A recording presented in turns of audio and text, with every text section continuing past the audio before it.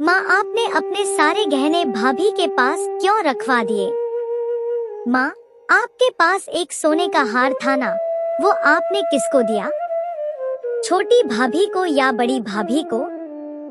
कुछ दिनों के लिए अपने मायके आई काजल ने आज अपनी माँ दामिनी जी से पूछ ही लिया। अचानक बेटी का ये सवाल सुनकर दामिनी जी मुस्कुराई। बेटा, मैंने अपने गहने अपनी बहुओं में बांटे तो नहीं है, लेकिन वो हार मैंने तुम्हारी बड़ी भाभी के पास रखा है। माँ, पापा के गुजर जाने के बाद अब तो आप अपने कानों में बालियां भी नहीं पहनती। अब मन नहीं करता बेटा, मैंने तो अपने कंगन और अंगूठियां भी उतार दी हैं। वो तो मैं देख ही रही हूँ माँ, लेकिन आपके वो सारे गहने हैं कहाँ? काजल की जिज्ञासा अपनी जगह कायम थी और दामिनी जी के चेहरे की मुस्कान अपनी जगह। बताया ना बेटा, मैंने अपने सारे गहने तेरी बड़ी भाभी के पास रखने के लिए दे दिए हैं। बड़ी भाभी को क्यों? बेटा, तेरी बड़ी भाभी बहुत समझदार है, घर को अच्छे से संभालना जानती है, इसलिए मैंने अपने सारे गहने भी उसे ही संभाल कर रखने के लिए दे दिए हैं। माँ, आप बहुत भोली हो, भला लाखों के गहने कोई किसी के हाथ में ऐसे रखता है, लेकिन बेटा इसमें बुराई क्या है? दामिनी जी काजल की बातों का मतलब समझने में असफल थी, लेकिन काजल अपनी माँ को समझाने लगी। माँ, आप नहीं जानती, आजकल की बहुएं बहुत चालाक हो गई हैं। अभी कुछ दिनों पहले की बात है, मेरी बुआ सास को उनकी बहू ने लाखों का चूना लगा दिया। मैं कुछ समझी नहीं, आखिर हुआ क्या था? आप ही की तरह उन्होंने भी अपने सारे गहने अपनी लाडली बहू को संभाल कर रखने के लिए दिए थे, लेकिन वापस मांगने पर बहू ने गहने वापस करने से साफ मना कर दिया।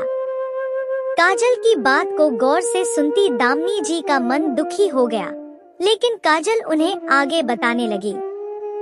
लाख रोने गिड़गिड़ाने के बाद भी बहू टस से मस नहीं हुई। थक हार कर उन्हें खाली हाथ ही संतोष करना पड़ा। बेटा, ये तो बहुत बुरा हुआ उनके साथ। दामिनी जी को काजल की बुआ सास के लिए बहुत अफसोस हो रहा था, लेकिन काजल ने लगे हाथ अपनी माँ को सलाह दी। माँ, आप भाभी से अपने गहने वापस क्यों नहीं मांग लेती? बेटा, गहने वापस मांगकर मैं क्या करूँगी? माँ, आप गहने वापस मांगकर तो देखो भाभी वापस करती है या नहीं। लेकिन बेटा, गहने वापस मांगने की कोई वजह भी तो होनी चाहिए ना। आप कह देना कि गहनों की पॉलिश करवाने के लिए सुनार के पास ले जाना है। ठीक है बेटा। काजल की बातों से सहमत होते हुए दामिनी जी ने रसोई में काम निपटा रही अपनी बड़ी बहू काव्या को आवाज लगाई। बहू, जरा मेरे गहनों का डिब्बा तो लेकर आना। यूं अचानक अपनी सास द्वारा गहनों का डिब्बा मांगने पर काव्या थोड़ा हैरान हो हुई, लेकिन बिना कोई सवाल किए सारे काम छोड़कर झटपट अपने कमरे में जाकर अलमारी से अपनी सास के गहनों का डिब्बा उठा लाई। मम्मी जी, आपने सारे गहने इसी डिब्बे में डालकर दिए थे ना? हाँ बहू, लाओ ये गहने मुझे दे दो। ये कहते हुए दामिनी जी ने अपने गहनों का डिब्बा अपने हाथ में ले लिया। अपनी भाभी द्वारा इतनी आसानी से बिना कोई सवाल किए गहनों का डिब्बा वापस कर देने से काजल थोड़ी हैरान थी, लेकिन काव्या मुस्कुराई। मम्मी जी, डिब्बा खोलकर देख लीजिए कि सारे गहने मौजूद हैं या नहीं। कहीं कोई गहना अलमारी में रह तो नहीं गया ना? अपनी बहू की बात मानकर दामिनी जी ने काजल के सामने ही अपने गहनों का डिब्बा खोल दिया। उस डिब्बे में मौजूद अपने एक एक गहने को अपने हाथों से छूकर देखती दामिनी जी ने काव्या की ओर देखा।